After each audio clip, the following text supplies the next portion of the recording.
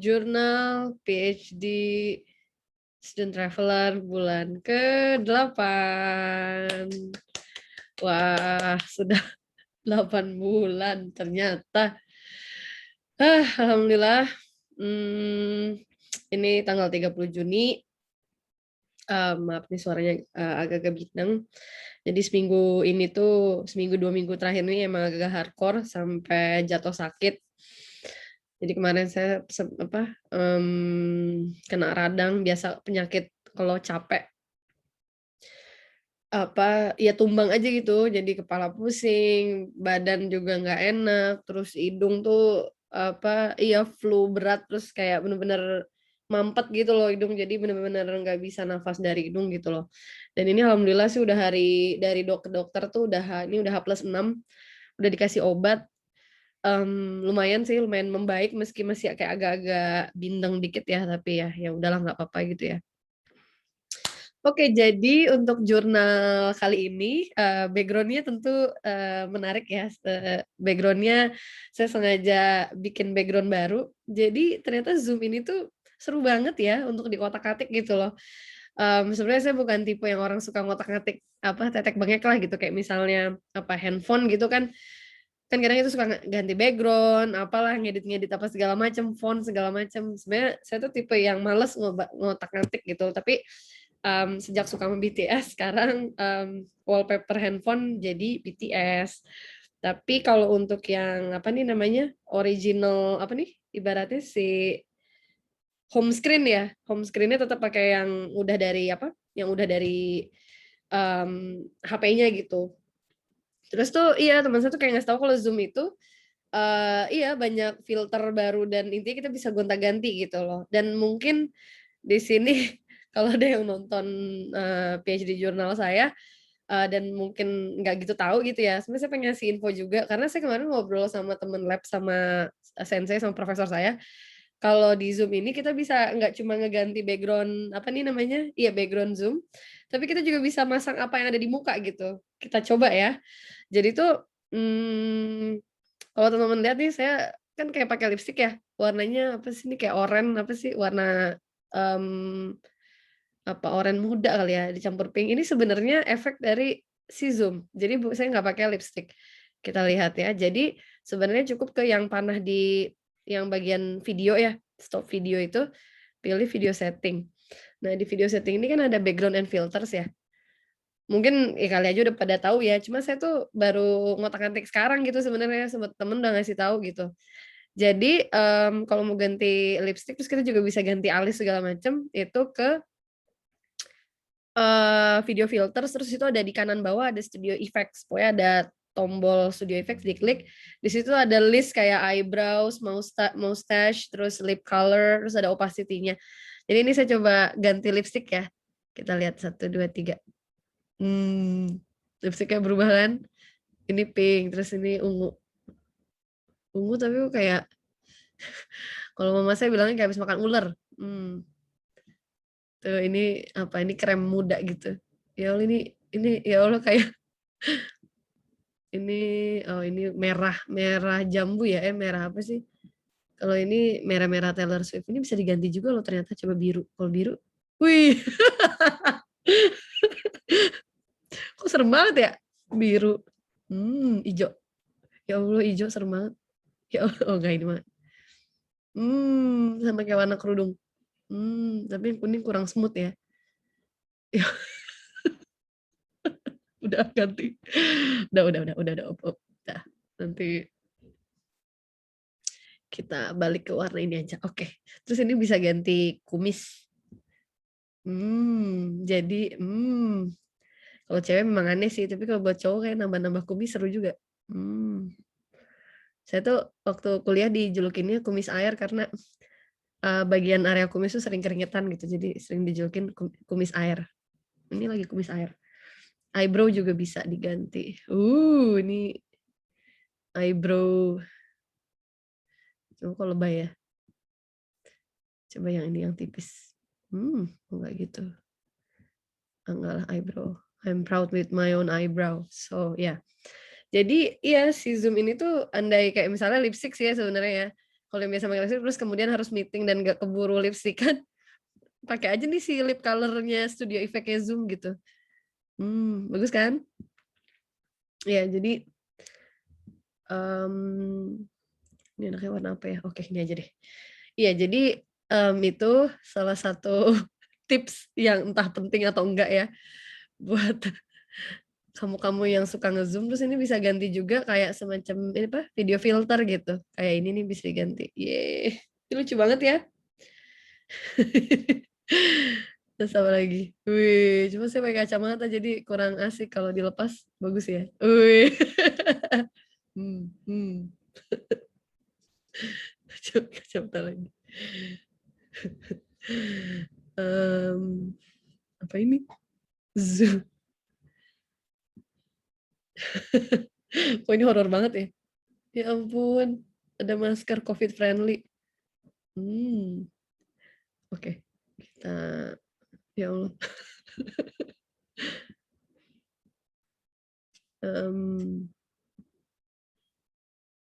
Oke, enaknya. Ih, lucu banget kayak siapa ya?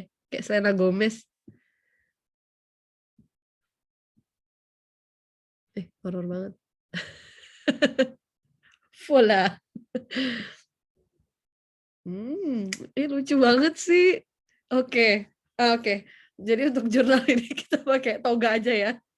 Alright, so oke, ini yang ada habis waktu buat ngoprek-ngaprek ini ya. Oke, jadi sekedar tips aja kali kalau yang belum tahu Zoom ini ternyata nggak cuma sekedar buat meeting tapi bisa nambah-nambah fitur-fitur yang lucu nih ya untuk membuat Zoom meeting-nya agak lebih berwarna gitu ya, agak lebih apa, menarik secara visual gitu kan. Jadi ya oke. Sumpah lucu banget. Oke, karena jurnal ini adalah jurnal PhD, jadi akhirnya saya memberikan aksesoris yang terlihat lebih akademik ya. Dan ini juga sebagai satu doa supaya saya, sebenarnya bukan saya segera lulus, tapi ya bisa menyelesaikan sekolah dengan baik. Amin. Oke, kita balik lagi ya ke obrolan untuk jurnal PhD bulan ke-8. So, sebulan kemarin tuh lumayan sibuk banget ya. Dan satu hal yang terpenting sekarang tuh kerjaan mulai paralel. Jadi mungkin kalau awal semester pertama dulu kan sekarang udah semester 2 ya. Semester pertama mungkin kegiatannya tuh masih lebih monoton ya. Maksudnya masih bisa fokus ngerjain satu hal ya kayak baca gitu kan, terus juga bikin bibliografi atau apa. Cuma sekarang sudah mulai nggak bisa ngelakuin satu hal yang sama gitu loh. Jadi udah ada keharusan untuk mengerjakan yang lain yang mana banyak banget gitu. Jadi, kemarin tuh baru Kamis lalu ya, Kamis lalu saya baru presentasi interim. Jadi kalau di Kyoto University, di fakultas saya, di graduate school saya itu, di Global Environmental Studies, kita itu diharuskan, mahasiswa tingkat 1 sama tingkat 3 diharuskan untuk melakukan presentasi, namanya presentasi interim. Sebenarnya sih intinya presentasi itu kita menyampaikan hasil progres riset atau rencana penelitian kita, pokoknya kita boleh menyampaikan apapun yang terkait dengan riset kita gitu. Dan alhamdulillah sih kemarin, lancar, maksudnya interim presentation-nya, meski jujur saya waktu lagi presentasi, badan tuh sebenarnya tumbang banget, tapi saya tahan-tahan gitu ya, jadi itu tuh suara udah bindeng banget gitu. Tapi karena ya pokoknya waktu itu saya targetnya adalah pokoknya, apa, ditahan-tahan untuk nggak istirahat gitu, pokoknya sampai hari interim, tapi kemudian besoknya udah langsung tumbang, langsung istirahat aja gitu di mana, di Apato gitu. Dan tentunya, ya di lab saya tuh sebenarnya kayak ada apa ya, semacam kritik atau apa, iya kita sempat diskusi soal proses interim ini yang kadang terasa, lebih kurang apa ya, saya nggak bilang kurang bermanfaat ya, tapi kayak beberapa di lab member di ruangan saya itu kayak mengatakan interim itu agak ya artinya yang kayak cuma presentasi aja 10 menit, tapi itu kadang kalau dilakukannya online, itu agak kurang engage gitu loh, jadi agak pasif gitu, audiens tuh kurang, apa ya,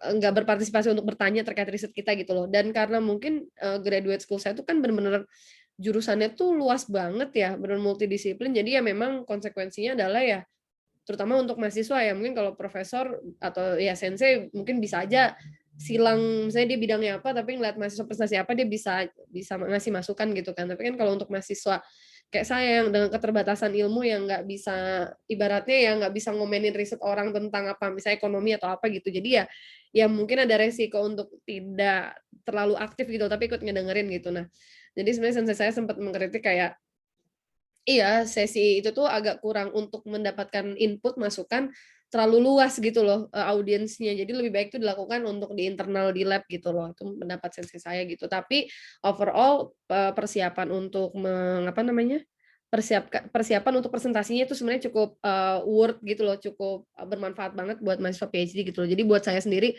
yang pertama itu dengan adanya jadwal presentasi itu ya saya jadi ada deadline gitu, karena kadang challenge-nya mahasiswa PhD kan karena benar-benar kerjaannya sangat independent work gitu, jadi ya harus harus set deadline sendiri, tapi dengan adanya deadline itu ya kita juga jadi ke-push gitu loh. Saya sendiri juga, karena ada jadwal presentasi dan untuk ikut presentasi kita harus ngelampirin report, akhirnya situ saya udah langsung mulai membuat tulisan yang terstruktur gitu loh, tentang riset apa yang mau saya dalamin gitu. Terus kemudian, mungkin saya pengen nyeritain beberapa milestone yang udah dicapai sebulan terakhir ini ya, dari terkait riset gitu. So far sih alhamdulillah untuk, riset udah mulai mengerucut ya. Kemarin-kemarin kan kayak masih masih ngawang-ngawang, masih kadang tuh bingung, jadi kayak masih mau ngebuka semua opsi gitu loh. Pengen pengen apa aja gitu riset, pokoknya selama ininya game gitu, karena semuanya terlihat menarik gitu, tapi kemudian, sensei saya kayak bilang, pokoknya saya dalam berapa minggu ke depan, artinya ya dalam waktu ini dan minggu ke depan tuh saya harus udah settle landing udah land di satu tema gitu, udah satu satu hal spesifik apa yang mau saya cari gitu, dan, alhamdulillah dari, saya submit report kemarin ya, sensei saya udah mulai tahu sebenarnya saya mau mengerucut ke arah mana gitu. Dan, saya jujur alhamdulillah banget gitu ya, maksudnya sensei saya tuh sangat mendukung, suportif meski sangat kritis gitu ya, tapi benar-benar ngarahin gitu loh, nggak membuat nggak tetap sih, maksudnya kadang beberapa obrolan dia ngasih masukan bikin bingung ya, karena ada hal yang belum saya tahu gitu, jadi memang jadi bingung gitu. Tapi, terakhir saya bimbingan tuh, kayak berapa minggu lalu tuh yang saya seneng banget gitu, ya dia bilang, intinya ya tugas dia adalah mastiin kalau pokoknya saya harus keep on the track gitu, tapi pokoknya tugas saya ya belajar dan belajar gitu. Intinya ya alhamdulillah untuk riset sudah mulai, udah agak keluar dari fase, "Oke ngapain ya," gitu kan, kemarin kan begitu ya. Dan memang, target, tahun pertama PhD itu ya sebenarnya seperti itu sih. Jadi memang, diharapkan tuh beberapa bulan awal gitu ya, kita nyelemin banget segala apa yang ada di luar sana, tapi kemudian kita akan, kembali landing ke posisi kita mau mau riset apa gitu loh, tapi tentunya dari dasar apa yang udah kita lihat kan di luar sana gitu loh. Maksudnya di dunia literatur yang sudah di-publish gitu kan. Sebenarnya sih yang saya seneng sih sebenarnya secara personal gitu loh, saya jadi mulai kayak tahu apa yang selama ini saya bingung jadi lebih clear gitu loh. Itu mungkin yang saya ngerasa alhamdulillah di bulan ini tuh udah mulai ini gitu. Jadi yang kayak kayak misalnya yang paling simpel saya tahu mungkin nggak case orang kan beda-beda ya. Ada yang mungkin udah punya riset experience sebelumnya jadi emang udah ngerti gitu loh step by step riset. Nah, kalau saya karena dari dunia praktisi, saya terakhir sekolah juga 7 tahun lalu dan bidang saya juga bukan bidang in social science gitu. Jadi benar-benar ibaratnya masuk PhD yang sekarang ini yang benar-benar baru gitu, dan saya akhirnya ya mencoba memahami ya pasti akan ada hal yang nggak saya tahu dan rekan saya udah tahu gitu loh dari awal gitu, dan menurut saya it's totally fine gitu. Jadi iya yang kayak misalnya nih framework dalam social social research gitu. Sebenarnya saya waktu itu masih kayak ngawang-ngawang banget gitu, masih kayak belum dapat, oke ini apa sih, tapi akhirnya dapatlah revelation kalau, oh jadi tuh fungsinya framework tuh buat ini loh, dan akhirnya sekarang saya tahu apa yang mau saya cari dari framework itu gitu. Kalau kayak kemarin tuh masih kayak agak ragu gitu, ini bener nggak ya, itu ini nggak ya, tapi sekarang tuh jadi mulai tahu tujuannya apa, jadi bisa di-fit-in gitu loh. Meski tentunya ketika mulai clear di satu hal, kemudian akan menemukan hal lain yang tidak clear gitu loh. Kayaknya pasti akan gitu loh dalam proses belajar itu. Dan iya, itu hal yang wajar gitu loh. Kadang saya mungkin suka panik aja sih karena ya tadi, menemukan hal-hal yang nggak diketahui dan kayak kayak bawaannya tuh pengen tahu cepet gitu loh. Padahal sebenarnya kan ini ya proses belajar ya itu menemukan apa yang sebenarnya belum kita tahu, akhirnya jadi tahu dan itu butuh waktu gitu. Intinya itu sih, so far alhamdulillah mulai, apa ya, yang awalnya mungkin agak-agak ada kabut gitu, jadi, kabutnya mulai hilang dikit gitu loh. Jadi, menurut saya itu salah satu, achievement ya di sekolah gitu dan tentunya akan bermanfaat untuk next step-nya gitu dan kebetulan saya sendiri udah mau mulai initiate satu project yang sebenarnya project ini sebelumnya belum relate sama riset saya, tapi akhirnya saya diskusi untuk minta project ini dimasukkan gitu loh, jadi part of riset saya dan so far diperbolehkan gitu. Dan tentunya project ini pun sebenarnya meski saya tidak PhD, dia harus jalan gitu loh. Jadi ini, sebenarnya project yang dijalanin under organisasi saya gitu dari Ecofund Indonesia gitu tentang kita bikin campaign di Indonesia tentang board game yang sebenarnya udah pernah kita rancang 3 tahun lalu kalau nggak salah namanya Water Champion gitu dan ini udah mulai kayak riweh-riweh tetek bengek kecil-kecil yang sangat tidak relate dengan akademik juga harus mulai saya kerjain terus juga apalagi um, iya ada aja apa ya kerjaan-kerjaan kecil gitu yang cukup makan waktu juga yang artinya nggak bisa saya hindarin nggak bisa saya tinggalin tapi ya harus dikerjain gitu dan jadinya sekarang ya udah kayak kemana-mana aja gitu pikiran tuh bercabang-cabang gitu dan memang sekarang yang harus dilatih adalah ya tadi bukan multitasking skill tapi iya memanage itu gitu loh jadi mencoba misalnya kayak sekarang fokus untuk ngurusin apa Project Water Champion fokusnya itu dulu pokoknya yang lain-lain di off bentar nanti kalau udah beres pindah lagi nah kayaknya skill itu yang pengen saya latih jadi nggak ke mix malah jadi panik sendiri terus stres malah jadi nggak ngerjain apa-apa gitu biasanya gitu kalau terlalu overwhelm saking banyaknya terus udah aja gitu malah jadi nggak ngerjain salah satu sama sekali gitu loh yang mana sebenarnya itu nggak bagus gitu kan jadi itu dia dan kemudian juga satu hal lain adalah saya udah mulai baito, udah sempet cerita belum ya? Di bulan sebelumnya kayaknya belum ya. Jadi, saya mulai, kerja part-time jadi guru TK. Jadi baru banget mulai bulan Juni ini ya, Juni ini mulai kerja udah kayak udah sebulan kerja di satu TK gitu. Sebenarnya, iya teman lab saya nawarin kebetulan dia mau off sebentar buat, mau fokus riset dan kebetulan dia kerja di situ. Jadi dia nawarin saya gitu loh buat jadi guru part-time bahasa Inggris buat anak-anak TK sama anak TK kecil sama TK besar gitu. Saya jujur seneng banget ya, yang namanya anak-anak saya suka, terus ternyata saya kasih tahu kerjaannya ya kalau yang namanya anak TK kan pasti ya kayak nggak mungkin berat-berat banget gitu loh, intinya ya kayak nyanyi, joget-joget, terus belajar nebak-nebak kata dalam bahasa Inggris gitu dan so far fun banget gitu loh maksudnya menurut saya sejauh ini itu salah satu baito yang saya nggak berasa baito juga gitu loh. Jadi saya bisa menikmatin pekerjaannya gitu loh dan apa meski memang akan mengambil waktu weekday saya gitu ya karena saya kerjanya seminggu 2 kali. Jadi kadang seminggu sekali, kadang seminggu 2 kali. Jadi sebenarnya nggak makan semua semua weekday ya. Jadi, cuma seminggu 2 hari atau 1 hari dan juga 1 hari itu juga kerjanya cuma 2 jam gitu loh, jadi nggak yang full day gitu. Dan, bayarannya juga lumayan lah gitu buat, nambah-nambah biaya hidup gitu kan, terus juga buat saya prepare nanti kalau suami datang dan tentunya kan kita akan, apa ya, cari tempat nanti tahun depan harus cari apa atau baru gitu buat tinggal berdua yang mana cost-nya akan lebih gede gitu. Jadi saya sebenarnya lagi preparing juga, secara finansial supaya, nantinya ketika suami datang, ya kita bisa manage lah, uang beasiswa dan ya tentunya sih suami pasti akan planning untuk kerja part-time ya buat tambah-tambah buat bantu-bantu biaya sewa gitu. Ngomong-ngomong soal biaya sewa dan tempat tinggal, ada kabar baik lagi yang saya baru dapat 3 hari lalu. Jadi alhamdulillah, jadi kebetulan saya tinggal di, namanya di International House punya kampus ya.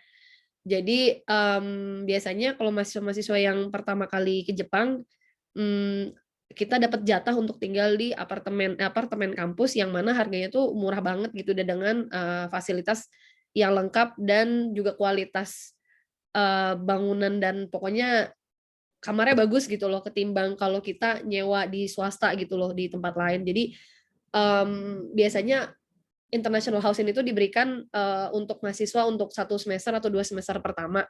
Habis itu kita wajib keluar, jadi itu udah kayak aturan wajib, paling lama tinggal di apartemen kampus itu cuma 1 tahun, tapi habis itu harus harus keluar gitu. Jadi asumsinya tuh setahun pertama tuh kayak lagi masa perkenalan kan untuk adaptasi dulu, tapi untuk tahun berikutnya dianggap sudah mengenal seperti apa Jepang, jadi diharapkan bisa cari sendiri.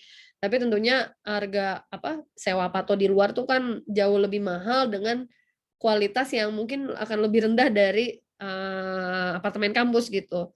Dan alhamdulillah banget karena mungkin kondisi lagi Covid sekarang ini tuh, kemarin tuh dapat, kampus tuh nawarin untuk perpanjangan 1 semester gitu dan saya langsung kayak, "Iya mau banget," gitu. Akhirnya saya minta tolong, sekretaris lab untuk daftarin ulang dan alhamdulillah 3 hari lalu dapat kabar kalau di-extend, patonya, ya ampun alhamdulillah banget.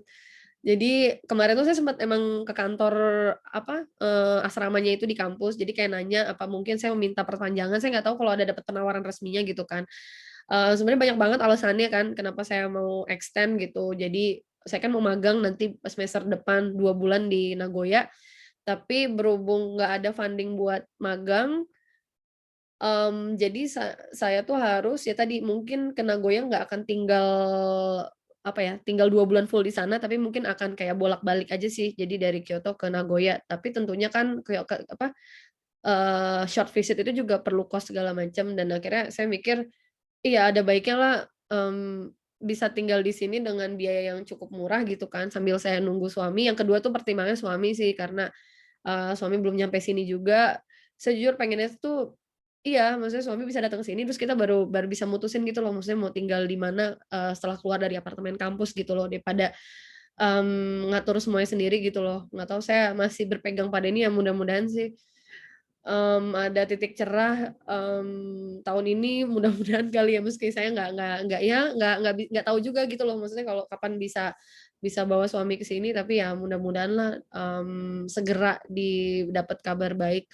Karena, satu sisi lain itu juga kenapa mungkin harus ada rasa optimisme karena, vaksin udah mulai dilakukan vaksinasi udah mulai dilakukan di Kyoto gitu. Jadi kita udah dapat kayak email dari kampus kalau mahasiswa akan segera dapat vaksin gitu loh, kisaran bulan Juli sama Agustus gitu. Tapi karena tentunya jumlah pegawai mahasiswa banyak pasti akan ada jadwal akan harus ngantri gitu intinya, nggak bisa main langsung dapat, vaksin gitu dan tentunya ada prioritas vaksin, yang mana yang tentunya bukan saya gitu. Jadi saya baca prioritas pertama itu biasanya mahasiswa kedokteran, orang-orang yang bekerja di orang-orang yang belajar di medis gitu. Baru kemudian mungkin mahasiswa yang lain yang nggak relate sama medis gitu. Jadi mungkin ya dan karena entar lagi juga mau Olympic Games segala macam dan juga vaksinasi mulai jalan, ya mudah-mudahan di situ ada ada efek ke pembukaan border Jepang gitu. Jadi, orang-orang yang masih terjebak di negara asalnya bisa berangkat ke sini. Tapi sebenarnya kabar baiknya lagi adalah sebenarnya udah minggu-minggu ini mahasiswa penerima beasiswa Monbuka Gakusho yang dari pemerintah Jepang udah mulai berangkat. Saya ngeliat adik kelas saya kayaknya udah berangkat kemarin malam ke sini. Jadi memang case-nya mirip kayak saya waktu tahun lalu. Jadi memang waktu itu ada periode pemberangkatan mahasiswa Max, mahasiswa Monbuka Gakusho, tapi saat itu memang border tutup, emang benar-benar special pass aja. Jadi nggak cuma berlaku buat mahasiswa penerima beasiswa Jepang gitu loh untuk bisa berangkat, tapi di luar tuh enggak. Tapi sempat tahun lalu saya lihat tuh setelah ngeberangkatin itu ada fase mulai membuka, non student untuk bisa berangkat. Ya beberapa keluarga, kayak tetangga saya juga akhirnya tahun lalu tuh bulan November, suami dan anak-anaknya bisa berangkat, bisa nyampe ke Jepang gitu dan, saya kemarin semalam baru diskusi juga, ya intinya menurut dia juga kayaknya polanya mirip kayak tahun lalu. Jadi mudah-mudahan sih paling telat akhir tahun gitu mulai ada kelonggaran untuk bisa ngebawa keluarga ke Jepang gitu. Intinya itu, tapi overall alhamdulillah soal kabar Apato bisa extend itu saya senang banget, meski memang, tetangga saya di lantai ini tetangga saya yang sebenarnya udah tinggal di sini 2 tahun tuh ternyata nggak bisa dapat extension, jadi saya sebenarnya agak sedih banget, jadi akan kehilangan tetangga. Tetangga sebelah saya juga cuma akan di sini sampai Oktober. Jadi ya siap-siap sendiri. Tapi ya mudah-mudahan ada suami datang gitu. Aku pasti bisa. Terus oke, tadi udah bicara soal riset, terus bicara soal apa tuh? Ngapain juga ngomongin apa tuh? Oh iya, satu cerita lagi yang sebenarnya saya seneng banget. Kemarin kan habis ngisi kelas TA. Jadi kan saya jadi minggu ini tuh kelas tuh udah mulai balik ke offline lagi, offline online sih, jadi hybrid karena memang masih ada mahasiswa yang masih ada di negara asal, jadi belum bisa ikut kuliah gitu. Jadi akhirnya saya kemarin ikut kelas offline-nya, ngatur-ngatur skala Zoom segala macam. Sebenarnya jadi teaching assistant tuh kerjaannya nggak berat-berat banget sih, sebenarnya emang lebih kerjaan yang sifatnya administratif aja, yang kayak ngurusin absen, terus kayak ngecekin koneksi slide jalan apa enggak. Jadi sebenarnya kayak kalau di waktu saya di PB sebenarnya kayak asprak aja sih gitu loh. Jadi nggak terlibat banget di konten substansi mata kuliahnya ya gitu. Terus waktu itu anak kelas offline-nya itu di gedung yang ada perpustakaan kampus, akhirnya saya ke perpus. Jadi perpus graduate school gitu. Jadi perpus fakultas gitu. Terus saya tuh inget banget waktu awal-awal nyampe Jepang tuh sensei Amerika saya yang sekarang udah pensiun tuh emang sempat email ke semua semua anak lab untuk iya, jadi kebetulan kampus punya sisa budget buat beli buku dan kayak kita bisa request mau buku apa gitu. Wah, saya kalau udah ditanya mau buku apa seneng banget kan. Jadi kemarin tuh saya kayak waktu awal-awal tuh ya list buku yang mau saya baca tuh banyak banget, tapi ya tentunya buku yang harus relate sama riset ya, jadi bukan kayak buku-buku fiksi Haruki Murakami yang nggak ada hubungannya sama riset gitu. Akhirnya saya awalnya sempat bikin list, tapi saya waktu itu agak sungkan, akhirnya saya ngajuin 2 judul gitu. Yang pertama judulnya Encouraging Pro Environmental Behaviors dari Wokce Abrahamse, dia kayak orang Belanda. Sama satu lagi buku yang akhirnya saya dapat kemarin di perpus, jadi nih judul bukunya Actionable Gamification, penulisnya Yu Kai Cho. Jadi sebenarnya saya ngeliat buku ini tuh kayaknya udah ngeliat beberapa artikel, pokoknya artikel apa segala macam tentang beberapa buku yang recommended banget terkait game gitu ya, dan banyak banget yang mention ini, dan saya tertarik banget pengen baca, dan bukunya cukup tebal. Saya nggak tahu berapa halaman ya, hampir 500, 493 halaman. Enggak ding, 497 halaman. Tapi ini kayak kertasnya tebel, jadi emang berat banget gitu. Dan saya senang banget kemarin di perpus. Jadi saya tuh kan juga lagi mencoba mengasah bahasa Jepang ya. Jadi kayak bener-bener kalau ketemu orang Jepang yang kayak misalnya siapa yang emang saya nggak kenal, saya berusaha ngomong bahasa Jepang dulu, tapi kalau kepepet baru ngomong bahasa Inggris gitu. Akhirnya saya kemarin datang ke perpus udah hampir tutup, udah sore soalnya. Di situ ada librarian nih kan. Awalnya saya biasanya kalau datang ke situ ngomongnya selalu bahasa Inggris, tapi saya iseng-iseng aja. Jadi saya nyari buku yang saya order, saya cek di lemari nggak nemu, akhirnya saya ke librarian nih, terus saya nunjukin gitu kayak judul bukunya, terus kayak saya bilang aja sumimasen kono hongo saga shiteimasu. Jadi I'm looking for this book gitu. Terus kemudian dia minta nomor ISBN-nya gitu kan. Jadi dia biar ngetikin, saya suruh ngomong gitu kan.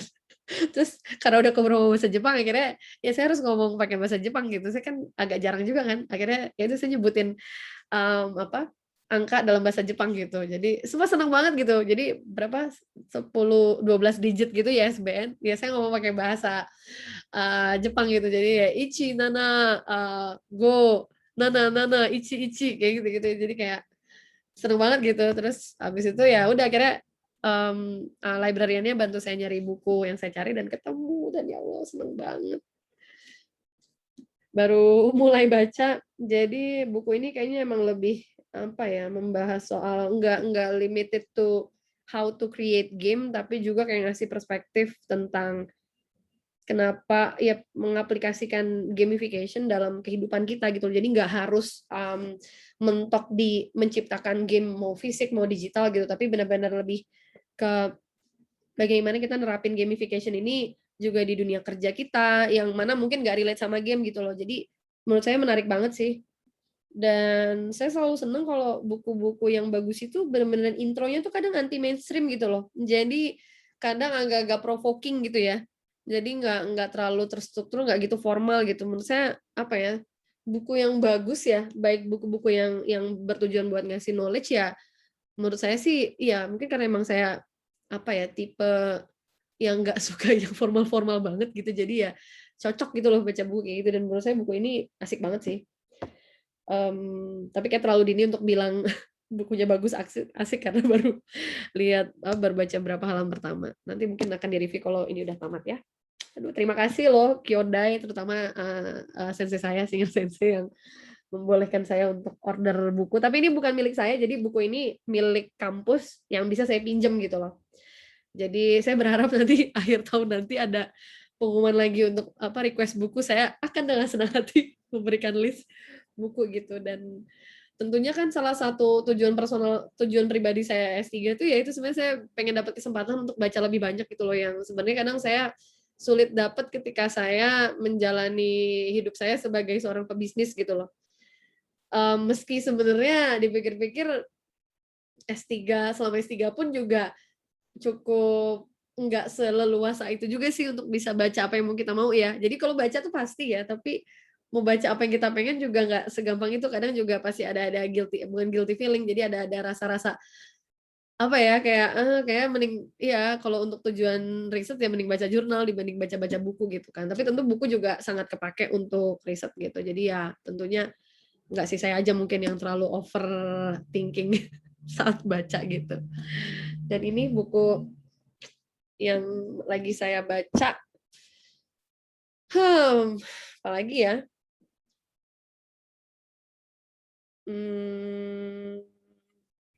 Saking banyaknya sih yang terjadi ya.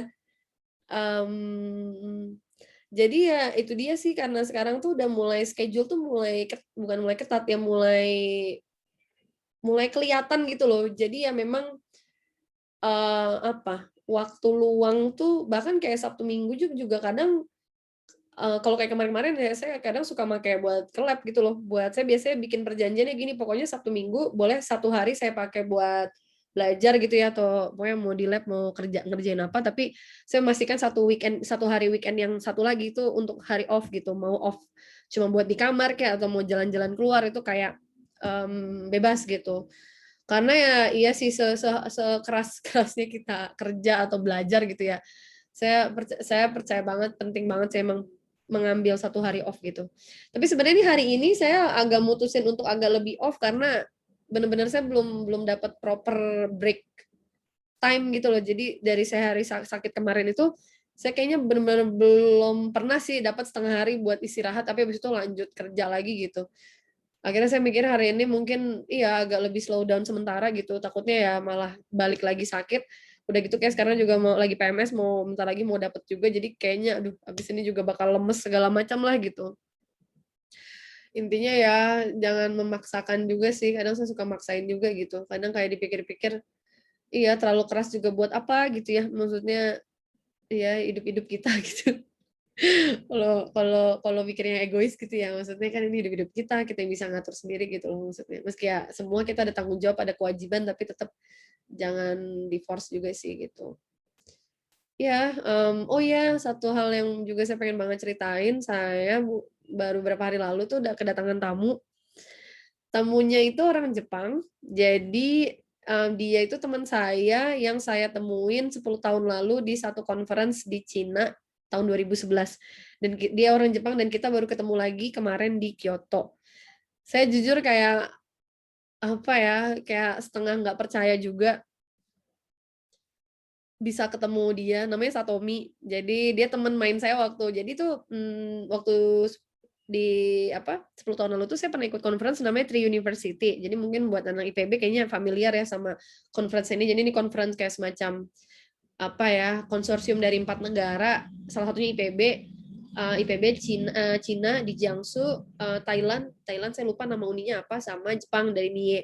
Nah dulu saya inget banget 10 tahun lalu tuh kita yang delegates Indonesia tuh apa ya, make friends, cukup apa ya, cukup akrab gitu loh sama delegates Jepang gitu loh. Saya nggak tahu kenapa, mungkin karena kita juga punya obsesi sama Jepang, jadi kita ada kecenderungan mau deket sama mereka gitu kan. Dan saya deket banget nih sama si Satomi, jadi karena saya waktu itu delegasi dari Indo kan ada 12 orang ya, 12 atau 11 orang sih. Tapi yang Jepang juga kayaknya banyak gitu, belasan orang gitu. Terus akhirnya ya udah kita pokoknya main-main rame-rame, dan waktu itu conference-nya kisaran hampir 10 hari deh seingat saya, 9 hari apa kalau nggak salah. Jadi kita cukup banyak dapat waktu untuk berinteraksi gitu ya. Dan yang saya suka eventnya itu nggak cuma formal, jadi banyak ada partinya, ada kayak apalah get together-nya gitu. Jadi kita nyambung gitu. Dan iya 10 tahun berlalu ya kita awal-awal sempat keep kontak lah ya, sempat kayak komunikasi, tapi kemudian kita ya sempat bertahun-tahun nggak ngobrol lagi ya karena juga pasti semua udah punya kehidupan masing-masing. Tapi kemudian ketika waktu saya tahu mau ke Jepang, saya lupa dia yang ngontak duluan. Oh, dia yang ngontak duluan. Jadi dia cerita dia mau ke Indo, mau main gitu kan. Tapi karena corona akhirnya dia nggak jadi. Tapi habis itu saya ngasih tahu ke dia kalau saya rencana mau sekolah ke Jepang. Dan dia kayak excited banget, dan kayak iya saya bilang saya bakal sekolah di Kyoto. Akhirnya iya dia kayak intinya minta apa, nyuruh saya buat ngunjungin tempat tinggalnya dia segala macam gitu kan. Tapi sempat saya memang ada rencana pengen main ke tempat dia di Toyohashi, tapi um, pokoknya ya karena mungkin masalah masih kepikiran untuk urusan riset, akhirnya saya bilang iya masih belum tahu nih gitu. Tapi akhirnya dia mutusin kemarin udah deh saya ke Kyoto gitu, dan dia nginep di sini di Apato saya, nginep 3 malam gitu. Dan ya Allah saya jujur seneng banget dia datang, dan kita kayak reunite, terus ngobrol-ngobrol. Dan dia tuh yang saya ingat tuh dia tuh koplak banget gitu loh, maksudnya tipe dia perempuan perempuan Jepang yang koplak gitu loh waktu dulu. Tapi sekarang dia agak lebih mature, lebih dewasa, tapi kita tetap bawel gitu loh, tetap ngomong terus gitu kan. Jadi kita berdua tuh emang cerewet, itu yang bikin kita nyambung sih gitu. Dan saya baru tahu kalau dia sekarang bisnis ekspor impor, jadi dia kayak dia punya license untuk nyuplai barang satu produk untuk dijual di market Jepang gitu loh. Jadi saya ngeliat dia aja waktu datang ke sini aja dia udah bawa laptop, dia sambil kerja juga gitu. Jadi kayak, dan dia tuh lagi belajar marketing segala macam. Jadi saya jujur yang kayak wow, salut banget sih. Dan satu hal lagi yang sebenarnya saya juga cukup amazed tuh, dia udah nikah. Dan kemudian waktu dia datang, saya kan jalan-jalan ke Arashiyama sama dia, terus kita janjian lagi sama satu teman kita yang lain yang dari Jepang, namanya Shota. Dia tinggal di Osaka dan dia mau join, dan saya senang banget jujur dia mau datang ke Kyoto meski memang Osaka Kyoto deket gitu. Dan akhirnya kita jalan-jalan bareng di Arashiyama, makan bareng gitu. Dan saya kayak ya kan kita kira update dong, biasa pokoknya update ini gimana gimana gimana gitu kan. Tapi terus ternyata saya nemu hampir semua delegates yang dari Jepang tuh hampir semuanya merit gitu loh, udah merit gitu loh. Jadi kan kita rata-rata seumuran ya, kalaupun seumuran atau enggak ya setahun 2 tahun di atas kita dikit lah gitu. Jadi memang udah umur-umur 30-an yang, tapi saya sempat sempat berasumsi kan, konon kan katanya di Jepang dan Korea itu kan identik dengan generasi mudanya yang mungkin menunda menikah, terus kayaknya nggak apa ya, ya masih mungkin ngejar karir segala macam. Tapi yang saya cukup surprise adalah yang delegate, iya teman-teman saya Jepang nih hampir sebagian besar semuanya married gitu loh. Ya meski saya nggak tahu ya married with kids or not, tapi maksudnya mereka menikah di umur-umur normally orang Indonesia nikah gitu loh. Jadi menurut saya kayaknya perlu direvisi kalau ada statement intinya yang kayak ya orang Jepang atau Korea itu tidak ada yang mau menikah atau gimana gitu ya. Soalnya kayak ya kalau ngambil ya memang itu sampelnya terlalu kecil ya buat tidak bisa mengeneralisir dari teman saya gitu. Tapi hampir saya lihat sebagian besar mostly mereka married gitu loh. Jadi kayak wow gitu. Saya amazed aja gitu. Padahal sebenarnya saya juga married ya. Terus iya saya seneng aja sih bisa ketemu mereka setelah 10 tahun. Dan saya tuh apa ya, sempet nelfon suami kan ngobrolin soal ini, yang betapa kayak iya, betapa misterius dan ajaibnya apa ya, relationship pertemanan itu, yang kadang kan definisi pertemanan itu kan bisa macam-macam ya, yang kadang ada yang orang berteman yang memang cukup intens, kontak-kontakan tiap hari.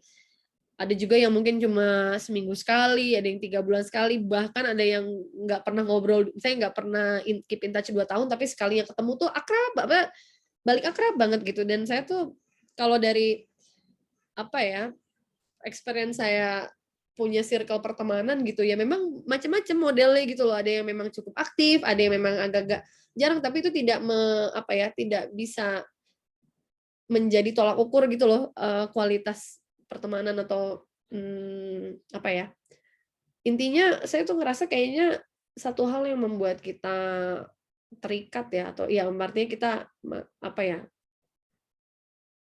into each other gitu loh. Ya itu dia, saya ngerasa pertama ya rasa trust juga ya, maksudnya rasa trust, terus juga rasa dan ya trust yang kalau yang saya pegang yang pertama sama menurut saya komunikasi ya. Jadi, saya tuh iya akhirnya saya sempat ngobrol sama suami gitu ya, mungkin itu yang kadang suka salah satu blessing yang saya dapetin gitu dalam hidup gitu loh, gimana saya dapat rezeki untuk bisa punya teman-teman dari berbagai negara dan kita bisa membangun relationship yang nggak cuma sekedar one night bukan one night stand ya, sorry, bukan jadi kayak cuma ya formalitas aja gitu loh. Jadi kita misalnya let's say ketemu di satu event yang cuma misalnya berapa, terus kita hai, ngobrol-ngobrol, tapi habis itu udah bye gitu loh maksudnya. Dan kalau saya perhatiin circle pertemanan saya tuh modelnya nggak begitu gitu loh. Kit saya dan teman-teman saya rata-rata kita still keep in contact gitu loh, meski ya bisa aja cuma setahun sekali atau kadang 2 tahun sekali gitu, yang terutama yang jauh ya, bukan yang teman-teman Indonesia gitu, yang tapi menurut saya, ya itu hal yang sangat, apa ya, menyenangkan dan menurut saya itu salah satu,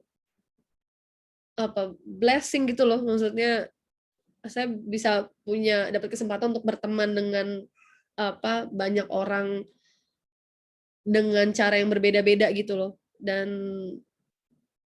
apa ya, saya percaya kalau pertemanan itu perlu di-maintenance. Jadi mungkin ada yang bilang kayak, ya pertemanan nggak perlu banyak di-maintenance gitu, tapi level maintenance-nya pun beda-beda gitu loh, saya paham lah gitu, nggak semua orang kan punya waktu luang untuk bisa terus ngobrol sama temennya atau apa, tapi apa ya, iya iya gitu deh, susah ya jelasinnya, saya juga bingung. Tapi ya itu dia gitu loh, friendship itu multi interpretasi, tapi titik kuncinya adalah rasa kenyamanan, itu yang pertama. Menurut saya ketika kita nggak bisa nemuin rasa nyaman itu dan apa ya,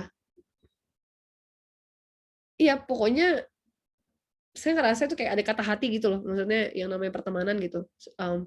Saya tuh satu sampel yang sangat-sangat menurut saya yang sebenarnya sangat saya kangenin gitu loh.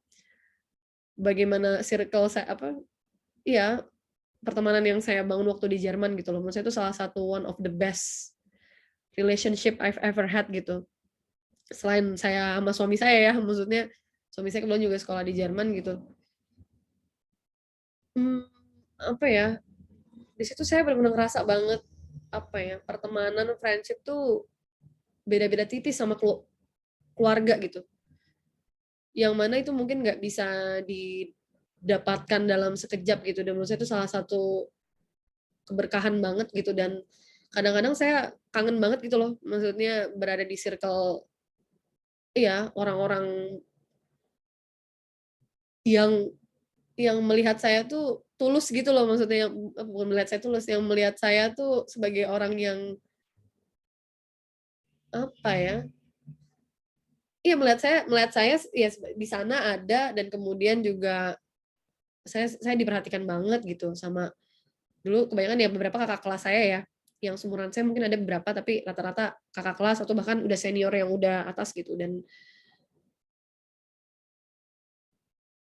saya ngerasa sehat banget saat itu kehidupan sosial saya waktu di Jerman ya. Dan kadang kala saya ngobrol sama suami gitu, dan suami juga ngerasain hal yang sama gitu loh, betapa dia, dulu iya, punya senior-senior yang bener-bener ketika dia susah tuh, dia dibantu, meski tentunya suami saya nggak berharap, apa ya, punya kenalan untuk dibantu gitu, nggak juga gitu, tapi bener-bener dia tuh ngerasa terselamatkan gitu loh, waktu suami saya lagi susah juga gitu loh. Jadi itu kadang yang bener-bener, apa ya, yang ngangenin gitu loh, yang mungkin saya di sini agak lost juga gitu loh. Mmm. Tapi ya tentu, kalau dari perspektif stoicism stoicism ya, sorry kalau salah nyebut ininya gitu. intinya dari perspektif mindfulness gitu ya, kita nggak bisa kan membuat set of expectation ini harus seperti apa, ini harus seperti apa. Dan saya paham betul gitu loh, maksudnya apapun yang datang dalam hidup kita ya itu terjadi, dan tugas kita adalah mengatur cara pandang kita terhadap hal itu gitu loh. Itu yang menurut saya yang paling penting. Jadi instead of kayak iya, instead of ya tadi ya malah jadi ngerusak pemikiran kita segala macam, ya kita whatever happens ya itulah yang terjadi gitu loh. Mungkin saya berasumsi saat itu waktu di Jerman itu ya salah satu blessing, tapi mungkin juga ada sisi lain, saya nggak bilang negatif ya, tapi sisi ya tadi ya, hidup ini kan kayak about apa ya, gaining and losing gitu loh. You gain something and you lose some gitu loh. Ini juga banget ya. Artinya ya kita kadang ya ketika lagi kondisi bahagia gitu loh, kita kadang ya lupa aja gitu loh kalau mungkin kita losing something gitu loh, maksudnya. Kita nggak bisa dapetin semua itu, saya percaya banget gitu loh. Maksudnya once you get this dan ada konsekuensi, you will lose this. Itu udah kayak menurut saya pasti banget gitu loh. Yang paling gampang lah kayak sebenarnya saya juga struggling waktu saya di Indo misalnya, ya misalnya waktu saya running bisnis pertama kali, kerjaan kan banyak banget ya, dan benar-benar kadang waktu tuh waktu ya udah 24 jam tuh kayak sama aja gitu, maksudnya kayak ya kerja terus gitu loh. Jadi saya nggak ada rutinitas yang benar-benar dari jam sekian gitu loh. Terus saya sempat ya sempat kayak nggak punya kehidupan social life aja gitu loh. Ya tapi itu dia price yang harus saya bayarkan gitu loh, karena saya harus kerja, waktu itu sekolah juga. Saya jadi nggak punya waktu banyak buat bersosialisasi gitu ya. Tapi ya tadi, terus kalau kita bersosialisasi mungkin ya ada hal lain, misalnya kita menghabiskan waktu lebih banyak buat main segala macam sama teman-teman, tapi jadinya ya misalnya yang waktu itu bisa kita pakai buat ngambil kerja atau mungkin buat melatih diri atau apa, jadi hilang gitu loh. Jadi perumpamannya kurang lebih seperti itu gitu loh. Jadi ya itu dia gitu loh. Akhirnya saya mencoba melihat semua tuh pasti ada sisi plus minus gitu loh. Dan meski saya nggak bisa dapat apa yang pernah saya dapetin dulu, tentu mungkin ini jadi satu opportunity yang bagus buat saya gitu loh, buat mengembangkan menaikkan personal development saya mungkin untuk beberapa hal gitu. Dan saya lagi memutuskan untuk mulai bisa fokus di belajar bahasa Jepang atau Nihongo. Jadi satu lagi achievement ini kok malah jadi jurnalnya malah jadi menyebutkan achievement. Jadi achievement ini kan nggak harus grande ya, nggak harus sesuatu yang besar banget gitu loh. Tapi salah satu achievement di bahasa Jepang saya yang saya jujur seneng banget, bangga banget gitu. Akhirnya saya bisa nulis alamat tempat tinggal saya dalam pakai kanji. Karena alamat tinggal kan emang mostly pakai kanji ya, nggak ada yang pakai hiragana katakana. Dan aduh saya jujur bangga banget bisa nulis kanji. Jadi saya sempat kemarin tuh ngelihat satu website yang dia ngasih tahu tata cara nulis kanji step by step. Karena kan nulis kanji ada urutannya kan, nggak bisa asal-asalan kan gitu. Jadi saya ngikutin itu setiap kanji gitu, ada berapa puluh kanji gitu. Dan akhirnya saya latihan, saya ulang-ulang yang awalnya masih ngeliat-ngeliat contoh gitu kan, ngeliat. Akhirnya baru kemarin banget tuh saya coba nulis ulang tanpa ngeliat apa-apa, akhirnya saya hafal. Jadi kayak wah, congratulations to myself. Karena nulis alamat dalam kanji itu kepake banget. Kadang suka ada form-form yang kadang ya bisa aja sih nulis dipakai alfabet ya, tapi kayaknya tuh akan lebih membantu gitu loh, lebih membantu kalau kita bisa nulis kanji gitu. Akhirnya meski saya nggak tahu semua kanji ya, dan kanji-kanji lain masih struggling juga, bahasa Jepang juga masih struggling, tapi at least saya nulis alamat tuh udah bisa gitu loh, nulis gitu loh. Dan ya menurut saya itu salah satu strategi yang bagus gitu. Instead of mencoba belajar semuanya, cari belajar dari sesuatu yang akan kepake gitu loh, yang fungsional gitu di kehidupan sehari-hari gitu. Dan kebetulan teman saya di lab, kebetulan dia tutor saya juga, nyaranin, dia orang asing juga, nyaranin untuk beli buku-buku anak-anak di Daiso, toko 100 yenan gitu. Jadi ada buku-buku anak-anak buat latihan. Kayak ibaratnya kayak buku nulis ikro ya, apa sih yang kayak kita nulis dari titik-titik nyambung-nyambungin gitu. Nah, buku anak-anak di sini juga sama untuk belajar hiragana kanji itu ada buku-buku yang cuma harga 100 yen. Sebenarnya dia buat buku anak TK SD gitu ya, tapi kata teman saya bagus buat ngasah nulis, jadi kita bisa tahu proporsi tulisan yang baik dan benar gitu. Jadi kayak ya menyenangkan banget gitu. Ditambah lagi baito saya di TK itu juga anak-anaknya anak Jepang dan mereka juga bahasa Inggrisnya juga nggak lancar kan. Kadang ya saya juga belajar juga dari mereka gitu loh. Jadi kadang mereka ngomong-ngomong apa gitu, saya kadang nggak ngerti juga, tapi untungnya saya ada teman rekan kerja yang bisa bahasa Jepang, bisa saya tanya ini dia ngomong apa gitu. Kalau ada anak kecil ngomong apa gitu. Ya anak kecil tuh pasti mengasumsikan saya bisa bahasa Jepang, tapi menurut saya ini jadi satu opportunity yang bagus banget gitu loh.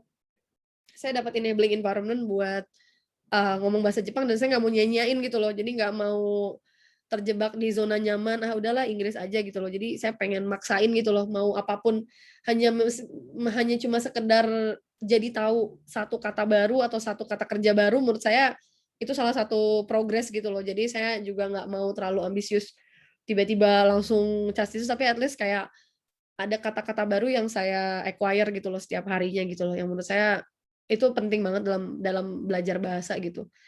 Memang saya harus perlu lebih optimis sih kalau udah urusan belajar bahasa, karena kayak bahasa Jerman tuh saya nggak expect gitu loh. Maksudnya saya akan belajar dan kemudian saya kemarin-kemarin saya mencoba recall lagi bahasa Jerman saya, tapi saya pikir-pikir, oh ternyata masih ada ya, masih ada yang membekas gitu. Dan saya harapkan nanti mau gimana pun output dari bahasa Jepang saya, akan ada sesuatu yang membekas gitu loh ketika saya pulang gitu loh. Jadi saya bisa kayak menguasain, ya at least conversational level lah gitu loh untuk bahasa Jepang gitu loh. Karena Jerman saya juga nggak, grammar juga udah kayak udah hancur banget, tapi at least tuh untuk penggunaan apa kata kata kerja, subjek, objek gitu loh, maksudnya masih inget gitu loh. Jadi itulah yang bisa saya usahakan di tengah-tengah kesibukan sekolah gitu.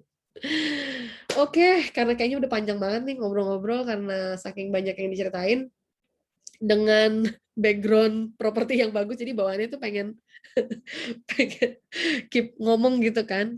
Mungkin itu aja untuk jurnal bulan ini. Mudah-mudahan ya semua lancar, yang pastinya saya tetap sehat, kondisi membaik, suami bisa cepat berangkat, dan bisa tetap waras, dan ya pokoknya apapun yang terbaik lah. Oke, sekian dulu jurnal PhD bulan ke-8. Sampai ketemu lagi di bulan berikutnya. Dadah, dadah. Nih.